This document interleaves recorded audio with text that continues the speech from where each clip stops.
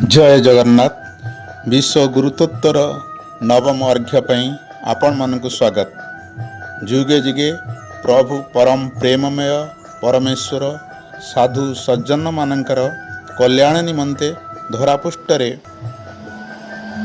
अवतरण करती। मानव शरीरर अवतार नहीं से भक्त मानक सद्ज्ञान प्रदान करती। सेही भली भगवानकर षष्ठ अवतार हेउछि करुणामय प्रभु दत्तात्रेय महर्षि अवतार। आज आमे सही पुण्य पुरुषंक जीवन चरित उपरे आलोचना करिबा। ता पूर्वरु तांक श्रीचरण तले कोटि कोटि प्रणाम। जटाधरं पाण्डुरंगं शूलहस्तं कृपानिधिं सर्वरोगहरं देवं दत्तात्रेयमहं भजे।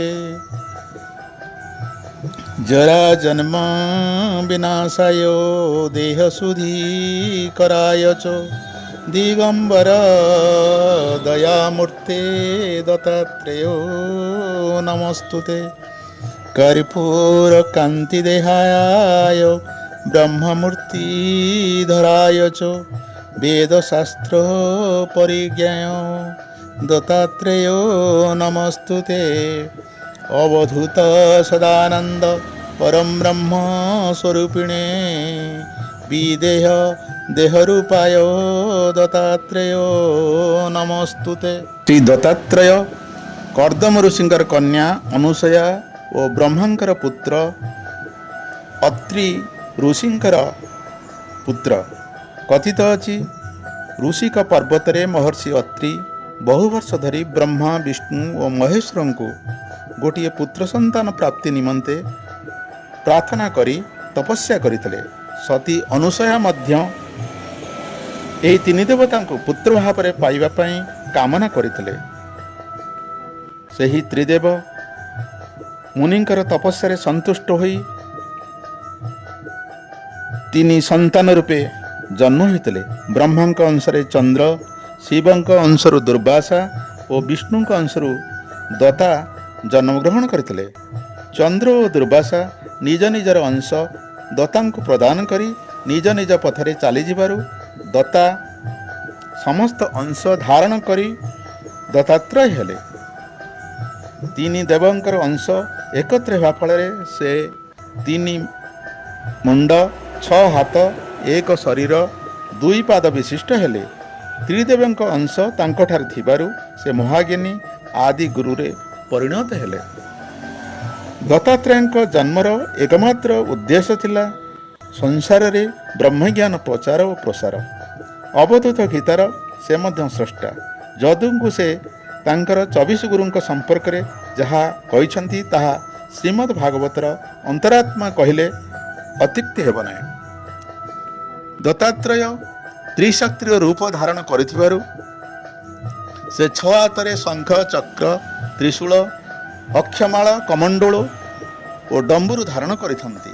तांक पाखरे थिबा 4 कुकुर इच्छा, वासना, आशा और तृष्णा निवारक, 4 वेदर प्रतीक, पछरे थिबा गाभी माता धरत्रीर प्रतीक जो माने थिले दत्तात्रेयंकर आदि गुरु। 6 हाथ जम, नियम, सम, दम, दया और शांतिर प्रतीक।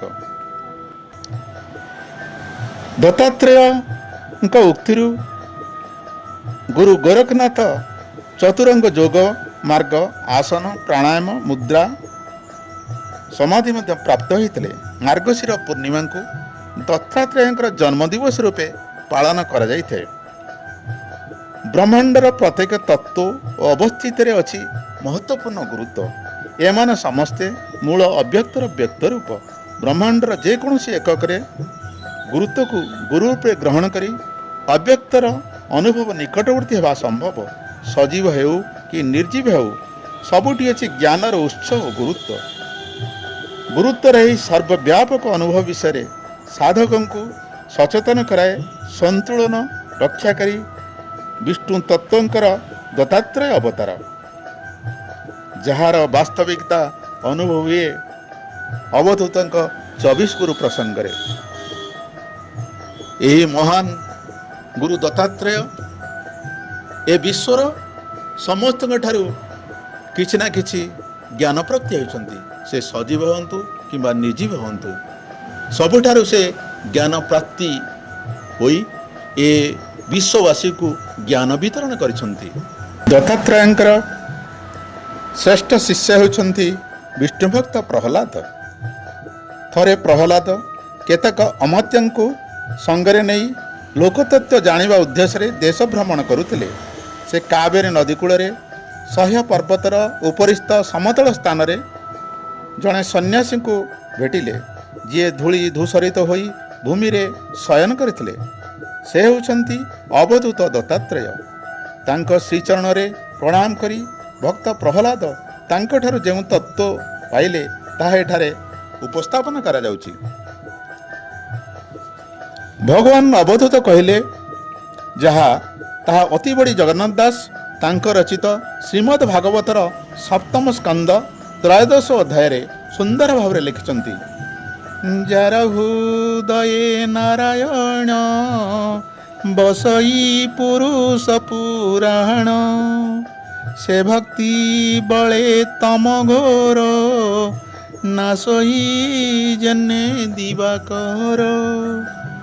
ଯାହାର ହୃଦୟରେ ନାରାୟଣ ଅବସ୍ଥାନ କରନ୍ତି, ତାର ହୃଦୟରେ ଭକ୍ତିଭାବ ଜାଗ୍ରତ ହୁଏ, ତାର ଅଜ୍ଞାନ ଅନ୍ଧକାର ଦୂର ହୋଇଯାଏ। ପୁଣି ଅବଧୂତ କହିଲେ, ସ୍ୱଭାବେ ସ୍ୱର୍ଗ ମୋକ୍ଷ ଦ୍ୱାର, ଦୁର୍ଲଭ ମନୁଷ୍ୟ ଶରୀର, ସ୍ୱଧର୍ମ କରେ ସ୍ୱର୍ଗବାସ, ଅଧର୍ମୀ ନରକେ ପ୍ରବେଶ। ମନୁଷ୍ୟ ଜନ୍ମ ଦୁର୍ଲଭ, ଏହା ହେଉଛି ଈଶ୍ୱର ପ୍ରାପ୍ତିର କଳେବର। ଏ ଶରୀରରେ ଧର୍ମ ଆଚରଣ କଲେ ସ୍ୱର୍ଗବାସ ହୋଇଥାଏ ଏବଂ ଏ ମନୁଷ୍ୟ ମୋକ୍ଷ ଲାଭ କରେ, କିନ୍ତୁ ଯେ ଅଧର୍ମ ଆଚରଣ କରେ ସେ ନର୍କଗାମୀ ହୁଏ। ମନୁଷ୍ୟ ସାଂସାରିକ ମୋହର କ୍ଷଣିକ ଉତ୍ତେଜନାକୁ ସୁଖପ୍ରାୟ ମଣେ, କିନ୍ତୁ ପରବର୍ତ୍ତୀ ସମୟରେ ସେ ଦୁଃଖ ଅନୁଭବ କରେ। ତେଣୁ ଅବଧୂତ ମୁଖରେ କବି କହିଲେ, ମୁଁ ଏ ସଂସାର ସୁଖ ଦେଖି ବିଚାରି ମନେ ହେଲି ଦୁଃଖୀ, ଦ୍ୱନ୍ଦ୍ୱ ମୈଥୁନ ଗୃହବାସେ ଇନ୍ଦ୍ରିୟ ସୁଖ ଭୋଗ ଆସେ, ଅନ୍ତେ ନରକେ ବିଶ୍ରାମନ୍ତି ଏ ଘେନି ହେଲି ମନେ ଭ୍ରାନ୍ତି। ଏ ଗୃହ ଦ୍ୱନ୍ଦ୍ୱ ସବୁ ଏଡ଼ି ତପସାଧନ ଦୁଃଖେ ପଡ଼ି। ମନୁଷ୍ୟ ସଂସାରିକ ବନ୍ଧନର ପ୍ରବୃତ୍ତି ମାର୍ଗରେ ପଡ଼ି ସର୍ବଦା ଦୁଃଖୀ ହୋଇଥାଏ, କିନ୍ତୁ ଏହିସବୁରୁ ସେ ନିବୃତ୍ତି ହେଲେ ସେ ସର୍ବଦା ସୁଖ ଅନୁଭବ କରେ। ତେଣୁ କବି ଜଗନ୍ନାଥଙ୍କର ଭାଷାରେ, ପ୍ରବୃତ୍ତି ମାର୍ଗେ ନର ଦୁଃଖୀ, ନିବୃତ୍ତି ମାର୍ଗେ ହୁଏ ସୁଖୀ। ଅବଧୂତ ଦତ୍ତାତ୍ରେୟ ପ୍ରଭୁ କୃଷ୍ଣଙ୍କ ପ୍ରସାଦରୁ ନିବୃତ୍ତି କର୍ମଯୋଗ ସାଧନା କରି ନିତ୍ୟ ଆନନ୍ଦରେ ଭ୍ରମଣ କରନ୍ତି। ସେ ବିଷୟ ଭୋଗର ଦୁଃଖଦ ପରିସ୍ଥିତି ସମ୍ପର୍କରେ ପ୍ରହ୍ଲାଦକୁ ବୁଝିବାକୁ ଯାଇ କହିଲେ, ଏବେ ହୋ ପ୍ରହ୍ଲାଦ ଶୁଣ, ବିଷୟ ବେଶେ ଯେତେ ଗୁଣ, ତାମସ ରଜ ଗୁଣ ତେଜେ, ବିବିଧ କାମ୍ୟ କର୍ମ ଭୋଜେ, ଆତ୍ମାର ହିତ ନମଣେ, ଅସାଧୁ ମାର୍ଗେ କର୍ମ କରେ। ଏହି ସଂସାରର ମନୁଷ୍ୟ ସାଂସାରିକ ଭୋଗଲାଳସରେ ପଡ଼ି ତମ ରଜ ଗୁଣର ବଶବର୍ତ୍ତୀ ହୋଇ ବିବିଧ ଅହିତ କାମ କରେ, ଆତ୍ମାର ହିତ ନମଣି ଅସାଧୁ ମାର୍ଗରେ ଗତି କରେ। ଏହି ଅଜ୍ଞାନୀ ମଣିଷ ମୃଗତୃଷ୍ଣ ପଛରେ ଦୌଡ଼ି ଦୌଡ଼ି ଶେଷରେ ତୃଷିତ ହୋଇ ମୃତ୍ୟୁର ନିକଟବର୍ତ୍ତୀ ହୁଏ। ଅବଧୂତ ପ୍ରହ୍ଲାଦଙ୍କୁ ସେହି ଧନର ଭୟଙ୍କର ପରିସ୍ଥିତି ସମ୍ପର୍କରେ ବୁଝାଇ ଦେଇ କହିଛନ୍ତି, ରାଜତସ୍ୱରତ ଶତ୍ରୁ ସ୍ୱଜନାତ ପଶୁପକ୍ଷିତ, ଅର୍ଥବ୍ୟ କାଳତଃ ସ୍ୱସ୍ପାନିତ୍ୟଂ ପ୍ରାଣଥ ବଦଭୟଂ। ଅର୍ଥାତ ପ୍ରାଣବାନ ଓ ଅର୍ଥବାନ ଲୋକଙ୍କର ରାଜାଙ୍କ ଠାରୁ, ଶତ୍ରୁଙ୍କ ଠାରୁ, ଚୋରଙ୍କ ଠାରୁ, ନିଜ ଲୋକମାନଙ୍କ ଠାରୁ, ପଶୁପକ୍ଷୀମାନଙ୍କ ଠାରୁ, ଅନ୍ୟ ଧନୀମାନଙ୍କ ଠାରୁ ଏବଂ ନିଜ ଠାରୁ ଭୟ ଲାଗି ରହିଥାଏ। କବି ଜଗନ୍ନାଥ ଦାସଙ୍କ ଲେଖନରୁ ଜଣାଯାଏ, ଦେଖଇ ଧନୀଙ୍କର ଦୁଃଖ, ନିଦ୍ରା ଭୋଜନେ ନାହିଁ ସୁଖ, ରାଜାର ଭୟ ନିତ୍ୟ ଧନେ, ଚୋର ସୋଜନ ଶତ୍ରୁ ଜନେ, ଯେଓ ବା ସେ ଧନ ମାଗି, ତା ଦେଖି ଚିତେ ଦୁଃଖ ଭାଗି। ତାପରେ ଅବଧୂତ କହିଲେ, ଯେଉଁ ଧନ ଓ ଜୀବନ ସ୍ପୃହା ଯୋଗୁଁ ମନୁଷ୍ୟମାନଙ୍କର ଶୋକ, ମୋହ, ଭୟ, କ୍ରୋଧ, ଆସକ୍ତି ପ୍ରଭୃତି ଉତ୍ପନ୍ନ ହୁଏ, ବୁଦ୍ଧିମାନ ବ୍ୟକ୍ତି ସେପରି ସ୍ପୃହା ପରିତ୍ୟାଗ କରିବା ଉଚିତ। ଏହାର ସତ୍ୟତା ପ୍ରତିପାଦନ କରିବାକୁ ଯାଇ ଅବଧୂତ ଯାହା କହିଛନ୍ତି ତାହା ସଂସ୍କୃତ ଭାଗବତରୁ ଜଣାଯାଏ। ମଧୁକାର ମହାସର୍ପୌ ଲୋକସ୍ମିନ ଗୁରୁତମଂ, ବୈରାଗ୍ୟ ପରିତୋଷଂ ଚ ପ୍ରାପ୍ତଃ ଯଚିଖେୟା ବୟଂ। ଅବଧୂତ କରୁଛନ୍ତି, ଏହି ଜଗତରେ ମଧୁମକ୍ଷିକା ବା ମହୁମାଛି ଓ ଅଜଗର ସର୍ପ ମୋର ଶ୍ରେଷ୍ଠ ଗୁରୁ। ମହୁମାଛି କଷ୍ଟରେ ସଂଗ୍ରହ କରିଥିବା ମହୁକୁ ଅନ୍ୟମାନେ ଅପହରଣ କରନ୍ତି। ସେହିପରି ଧନବାନ ବ୍ୟକ୍ତିକୁ ହତ୍ୟା କରି ଅନ୍ୟମାନେ ଧନ ଅପହରଣ କରନ୍ତି। ତେଣୁ ମହୁମାଛି ଠାରୁ ମୁଁ ସବୁ ବିଷୟରେ ବୈରାଗ୍ୟ ଶିକ୍ଷା ପାଇଛି। ମୁଁ ଅଜଗର ସର୍ପ ପରି ନିଶ୍ଚେଟ ହୋଇ ଯାହା କିଛି ବସ୍ତୁ ମିଳିଲା ସେତିକିରେ ସନ୍ତୁଷ୍ଟ ଥାଏ। ଯଦି ବା କିଛି ନ ମିଳିଲା ତଥାପି ଧୈର୍ଯ୍ୟ ଧରି ବହୁଦିନ ପର୍ଯ୍ୟନ୍ତ ଶୋଇ ରହିଥାଏ, କିଛି ମାତ୍ର ଚେଷ୍ଟା କରେ ନାହିଁ। ଏହାକୁ ନେଇ ଭକ୍ତ କବି ଜଗନ୍ନାଥ ଦାସ ଶ୍ରୀମଦ୍ ଭାଗବତରେ ଲେଖିଲେ, ମଧୁମକ୍ଷିକା ଅଜଗର ଏ ଜନ୍ମେ ଗୁରୁ ଏ ମୋହର, ଯେ ବୈରାଗ ପରିତୋଷ ଏହାଙ୍କ ତହୁଁ ଉପଦେଶ, ବୈରାଗ୍ୟ ସର୍ବକାମେ ମୋର ଏ ଶିକ୍ଷା ଦେଲା ମଧୁକର, ଅନେକ ଦୁଃଖେ ଯେ ଅର୍ଜନ ତାକୁ ବି ନାସି ହରେଆନ, ଧନ ନ ଇଛି ତୋଷ ମନେ ଭ୍ରମଇ ଯଥା ଲାଭ ଧନେ, ମୁହାସର୍ପର ପ୍ରାୟ ହୋଇ ବଞ୍ଚଇ ଉପଦେଶ ଧ୍ୟାଇ। ପୁନର୍ବାର ଅବଧୂତ ମଧୁମକ୍ଷିକା ଏବଂ ଅଜଗରଙ୍କର ଗୁଣ ନେଇ ସେ ଜୀବିକା ନିର୍ବାହ କରୁଛନ୍ତି। ଯେଉଁ ସ୍ଥାନରେ ଯାହା ମିଳିଲା ସେ ତାହା ଗ୍ରହଣ କରି ଆନନ୍ଦର ସହିତ କାଳାତିପାତ କରୁଛନ୍ତି।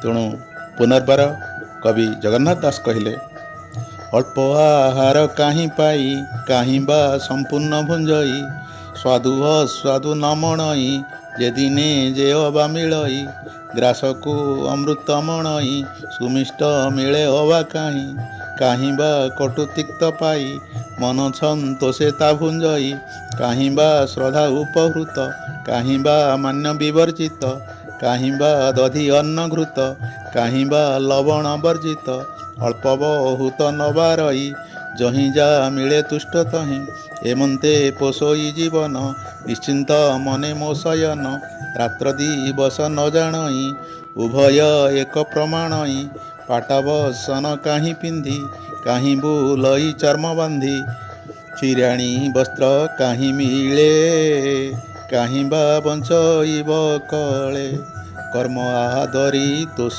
ମନେ ବସଇ ଇଚ୍ଛା ସୁଖ ସ୍ଥାନେ, କାହିଁ ବା ଧରଣୀ ଶୟନ କାହିଁ ପାଷାଣ କାହିଁ ତୃଣ, କାହିଁ ପ୍ରସାଦ ମଧ୍ୟ ଥାଇ କାହିଁ ପଲଙ୍କେ ନିଦ୍ରା ଯାଇ, କାହିଁ ହଂସୁଲି ତୁଳି ପରେ କାହିଁ ଶ୍ମଶାନେ ବନ ଘରେ, କାହିଁ ବା ସ୍ନାନ କରେ ସୁଧେ ସୁବାସ ତୈଳ ସୁଗନ୍ଧେ, କାହିଁ ଚନ୍ଦନ ଗନ୍ଧ ସାର କାହିଁ ବା ନାନା ଅଳଙ୍କାର, ସୁବାସ ପୁଷ୍ପ ମାଳ ଗନ୍ଧେ କାହିଁ ବା ଗଜ ଅଶ୍ୱକନ୍ଧେ, କାହିଁ ବେଷ୍ଟିତ ପୀତାମ୍ବର କାହିଁ ବା ଭସ୍ମ ଦିଗମ୍ବର, କାହିଁ ବା ଜ୍ଞାନ ଥାଇ ଦେହେ କାହିଁ ଭ୍ରମଇ ରୋହି ପ୍ରାୟେ କାହିଁ ପ୍ରମାଦ ଦେହେ ଥାଇ କାହିଁ ବା ବୃକ୍ଷ ମୂଳେ ଶୋଇ।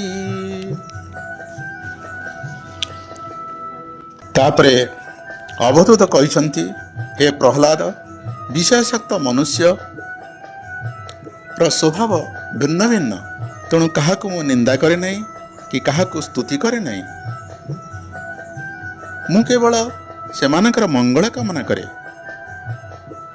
ସଂସ୍କୃତ ଭାଗବତରେ ଯାହା କୁହାଯାଇଛି, ନାହୁଁ ନିନ୍ଦେହେ ନ ଚ ସ୍ତୌମି ସ୍ୱଭାବ ବିଷମଂ ଜନ୍ମ ଏତେଷାଂ ଶ୍ରେୟସାସେ ଉତୈକାତ୍ମ୍ୟ ମହାତ୍ମନି।